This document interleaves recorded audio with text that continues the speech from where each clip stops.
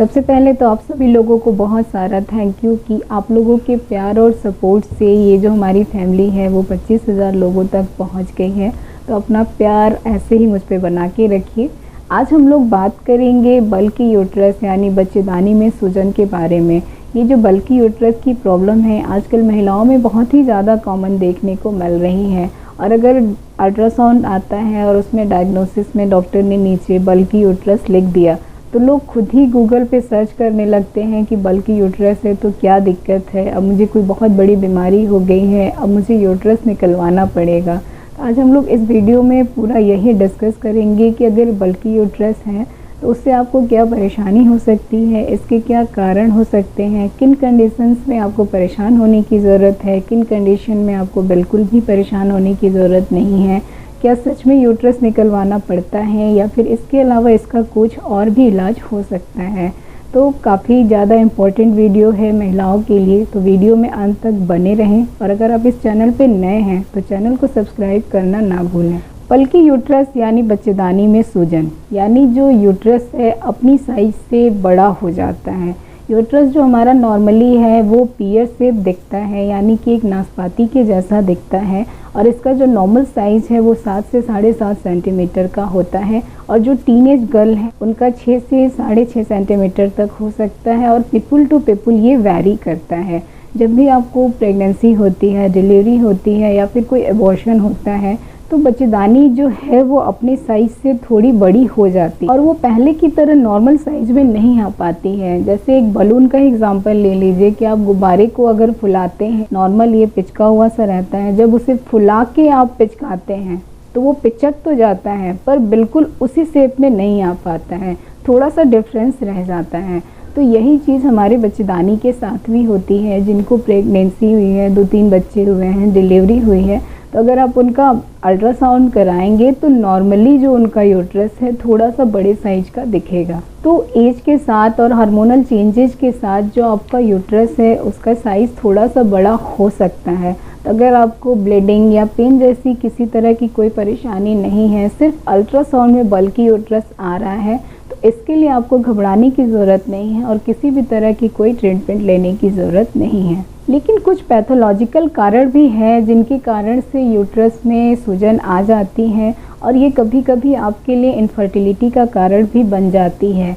तो आज हम लोग एक एक करके इन्हीं सारी कारणों को जानते हैं। इनमें आपके इन्फेक्शन हो सकता है, हार्मोनल चेंजेस हो सकता है, एंडोमेट्रियोसिस हो सकता है, यूट्राइन फाइब्रॉइड हो सकता है और रेयर केस में यूट्राइन कैंसर भी हो सकता है। ऐसे जो बल्कि यूट्रस है उसमें आपको जो सिम्टम्स दिखते हैं वो पेट के निचले हिस्से में दर्द होना, इरेगुलर ब्लीडिंग होना, यूरिन बार बार होना, कमर में दर्द होना, वेजाइनल डिस्चार्ज होना, ये सब प्रॉब्लम आपको हो सकती है। एक एक करके हम लोग कारणों को जानते हैं। बच्चेदानी में सूजन का जो सबसे मेन कारण होता है वो होता है इन्फेक्शन, जिसे PID यानी पेल्विक इन्फ्लेमेटरी डिजीज़ भी बोलते हैं। इसमें बच्चेदानी के साथ साथ फैलोपियन ट्यूब और ओवरी में भी सूजन देखने को मिलती हैं। इसके कई कारण हो सकते हैं। कभी कभी नॉर्मल वेजाइनल डिस्चार्ज भी ऊपर तक चला जाता है, या फिर आपकी डिलीवरी या फिर DNC जैसा कोई प्रोसीजर हुआ हो, आपकी इम्यूनिटी अगर वीक है और आपने हाइजीन मेंटेन नहीं किया, या फिर सेक्सुअली ट्रांसमिटेड भी हो सकता है, या फिर आपने इंट्रायूट्राइन कोई डिवाइस लगवाया हो। तो ये अलग अलग तरह के बैक्टीरिया से हो सकता है और समय पर अगर इसका इलाज नहीं किया जाता है तो आपकी प्रॉब्लम बढ़ सकती है और काफ़ी लंबे समय तक आपको इलाज करने की ज़रूरत पड़ सकती है। ऐसे केस में आपको पेट के निचले हिस्से में दर्द, कमर दर्द, बुखार या फिर वेजाइनल डिस्चार्ज और यूरिन इन्फेक्शन देखने को मिलता है। इसका डायग्नोसिस डॉक्टर आपका क्लिनिकल एग्जामिनेशन करके कुछ ब्लड और यूरिन टेस्ट करा के करते हैं। अल्ट्रासाउंड में POD यानी पाउच ऑफ डगलस में फ्लूइड देखने को मिलता है। इसका जो ट्रीटमेंट है वो एंटीबायोटिक्स के द्वारा किया जाता है और ज़रूरत पड़ने पे डॉक्टर दोनों पार्टनर को ट्रीट करते हैं। नेक्स्ट जो कॉज हो सकता है बल्कि यूट्रस का वो है एंडोमेट्राइटिस। इसमें बच्चेदानी की जो अंदर वाली लाइनिंग यानी कि जो एंडोमेट्रियम है उसमें इन्फेक्शन और सूजन हो जाता है।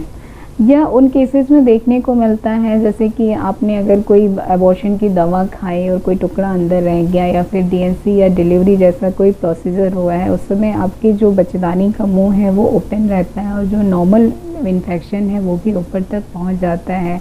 या फिर आपने IUCD लगवाया है, इंट्रायूट्राइन डिवाइस लगवाया है और बच्चेदानी की जो टीबी है, ऐसे केसेस में एंडोमेट्राइटिस देखने को मिलता है। अगर आपका इस तरह का कोई भी प्रोसीजर हुआ है और आपको पेट में दर्द, बुखार, पानी जाना या फिर इरेगुलर ब्लीडिंग हो रही है, पीरियड के बीच बीच में ब्लीडिंग हो रही है, ऐसी कोई भी परेशानी हो रही है तो आप डॉक्टर को दिखाएं और उसका प्रॉपर ट्रीटमेंट लें और डॉक्टर जितने भी दिन का आपको कोर्स दे रहे हैं उस कोर्स को आप पूरा करें। नेक्स्ट जो कॉज हो सकता है बल्कि यूट्रस का, वो है यूट्राइन फाइब्रॉइड। यूट्राइन फाइब्रॉइड पे मैंने अलग से पूरा एक वीडियो बनाया हुआ है, आप उस वीडियो को देखें, आपको काफ़ी ज़्यादा हेल्प मिलेगी।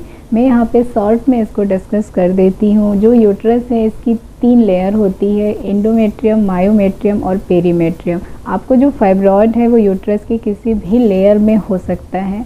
तो ये जो फाइब्रॉइड यूट्रस की किस लेयर में है और कितना बड़ा है, इस आधार पर डिपेंड करता है कि किस तरह के आपके सिम्टम्स आएंगे।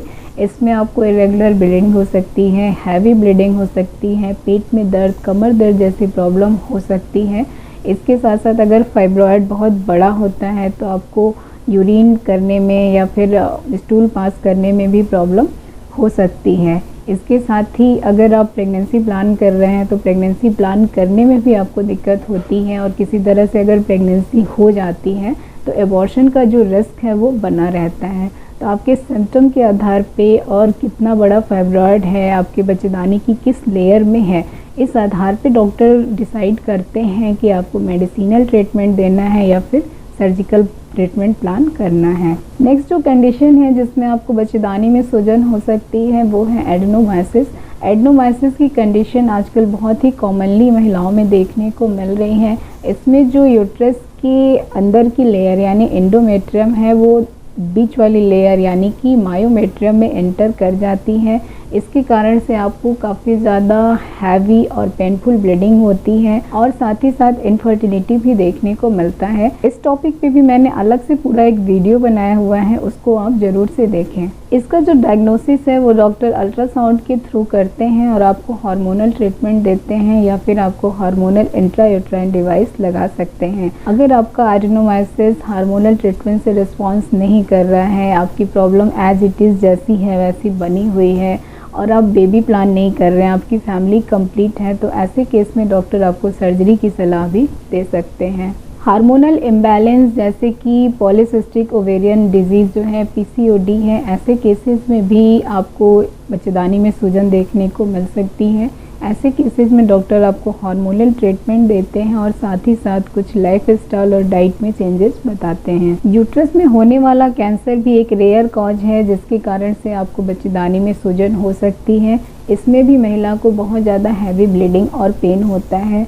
इवन कि जो महिलाएं जिनका मेनोपॉज हो चुका है, पीरियड जा चुका है, उनमें भी ब्लीडिंग जैसी प्रॉब्लम देखने को मिलती है। इसका जो डायग्नोसिस है वो डॉक्टर एंडोमेट्रियल बायोप्सी करा के करते हैं। अगर आपको ऐसी कोई भी दिक्कत हो रही है तो आप डॉक्टर से मिलने में देर ना करें ताकि डॉक्टर समय पे डायग्नोसिस बना सकते हैं और आपका समय पे सर्जरी कर सकें। इसका जो ट्रीटमेंट है वो सर्जिकल ही होता है। तो उम्मीद है कि बल्कि यूट्रस पे ये जो टॉपिक है आपको पूरी तरह से समझ में आ चुका होगा और आपको ये भी समझ में आया होगा कि किन कंडीशंस में आपको घबराना है और किन कंडीशंस में आपको रिलैक्स रहना है। अगर वीडियो पसंद आए हो तो इसे लाइक करें, चैनल सब्सक्राइब करें और बेल आइकन दबाना ना भूलें। Thank you.